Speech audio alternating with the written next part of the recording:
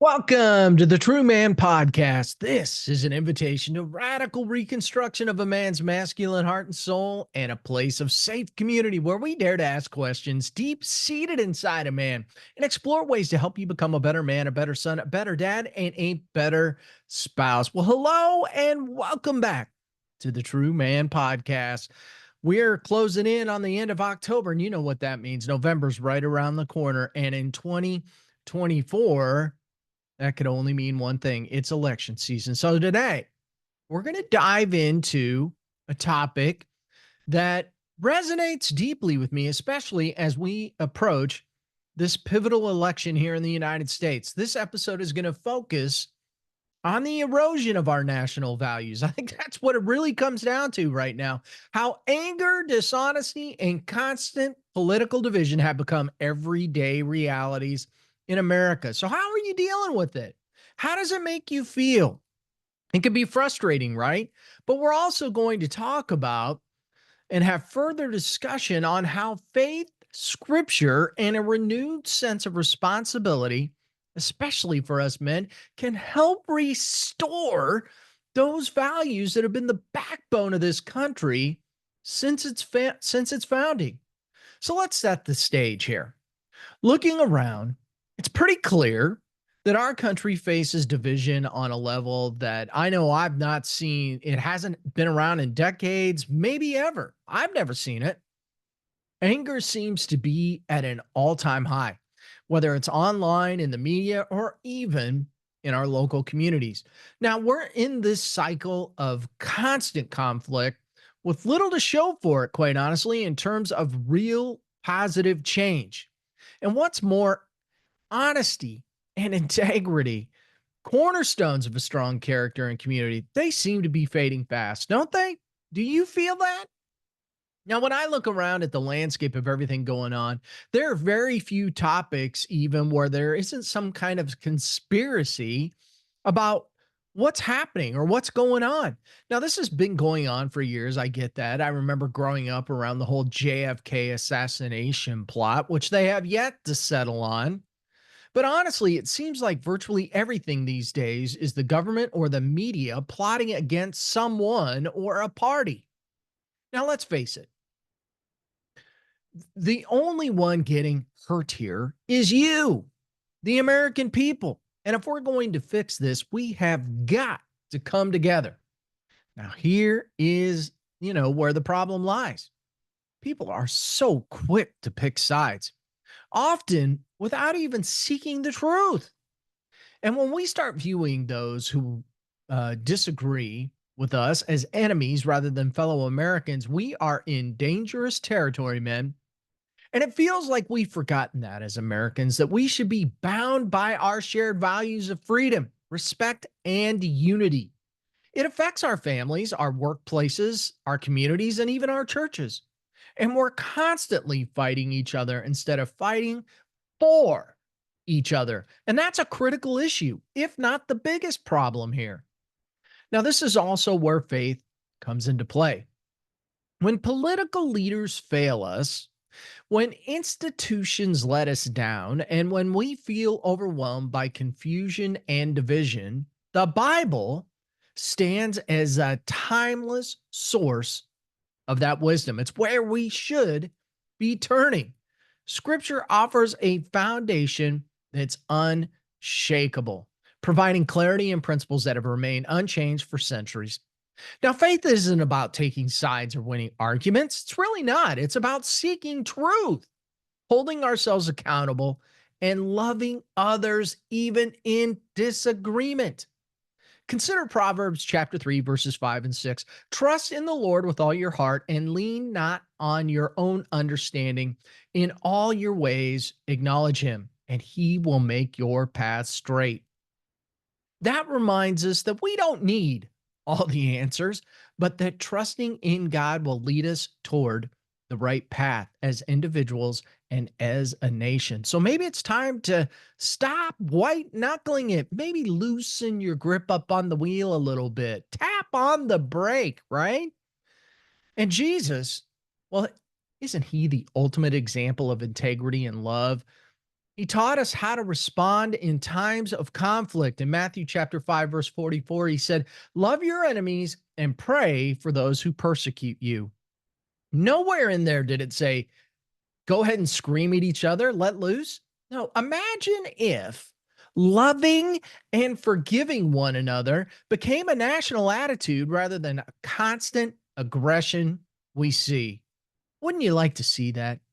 Now, as men, we're called to model this humility and love not only in our personal lives, but in the way that we lead our families and engage with our community. So, men, it's time for you to model what Jesus gave us and rise up. Now, considering everything that I've discussed, here's a challenge to all the men listening. It's time that we step up and lead our families and communities back to the values of honesty, integrity, and unity.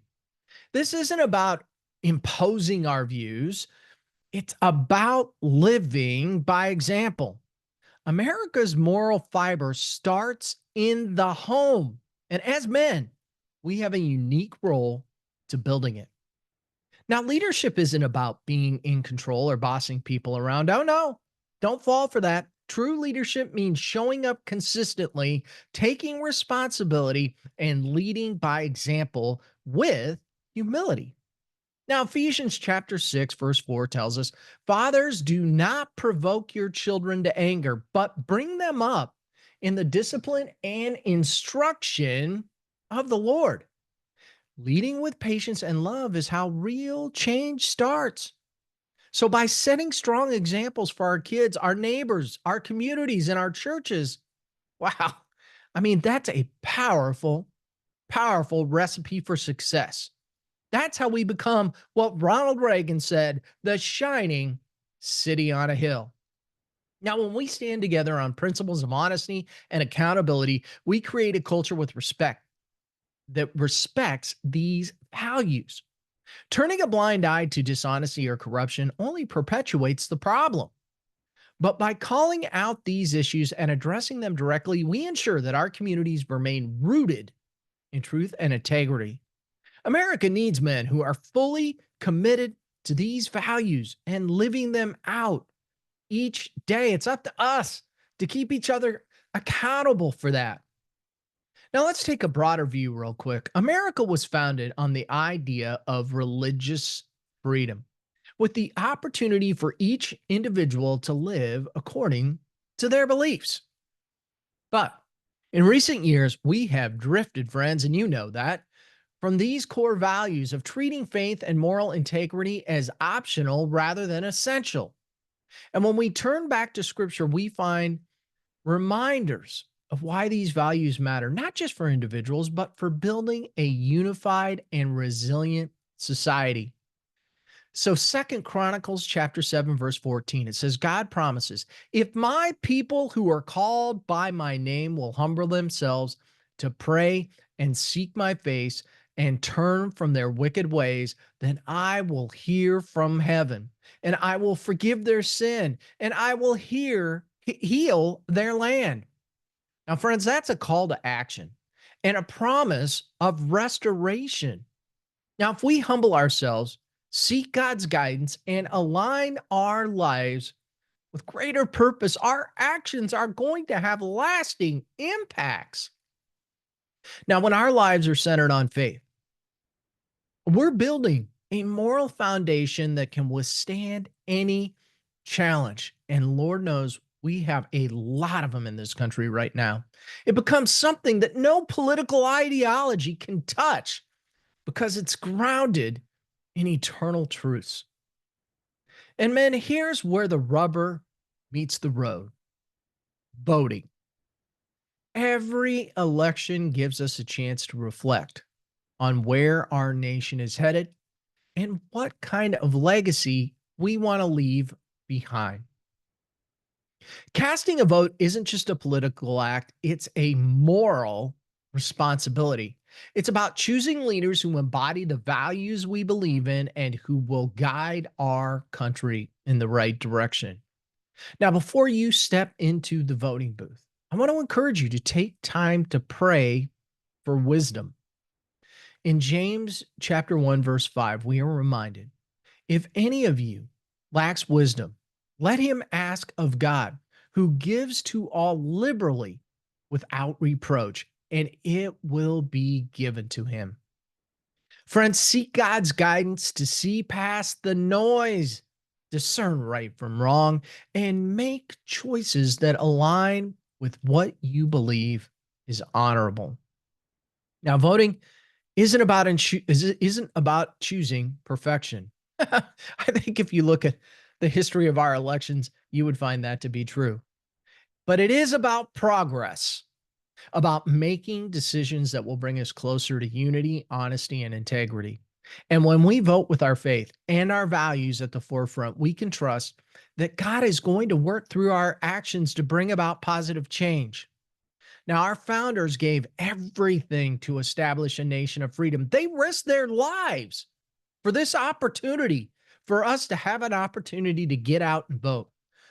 Honoring that sacrifice means voting with conviction, being informed, and recognizing the weight of this responsibility. Now, as we wrap up today's conversation, let's remember that the greatness of America doesn't rest solely in its political leaders or a political party. It rests in the character, it rests, in the character of its people, in our willingness to serve each other, and in our commitment to faith and integrity. Now, this election season, let's be men of integrity, men who stand for the truth and unity, men who lead by example. Now, remember that prayer is powerful. As you consider who to vote for, take it to God.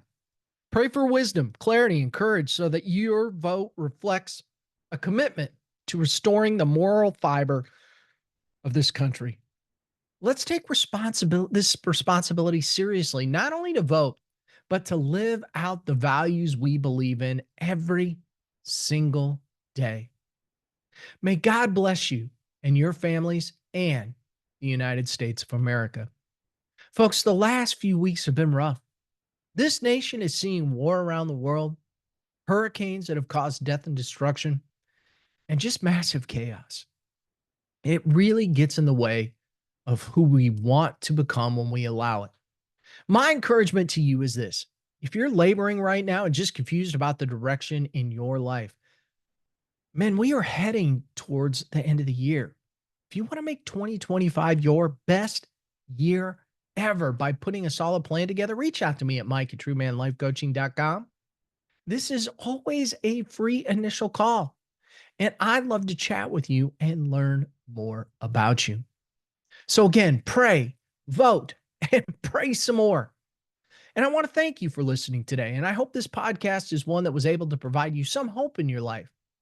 And if you could do me a favor and forward this, just pick up your phone right now and forward this podcast on to somebody that you think needs to hear this message on a weekly basis. I greatly appreciate it. And I'll tell you what, I know they would too. So go out and make America great again.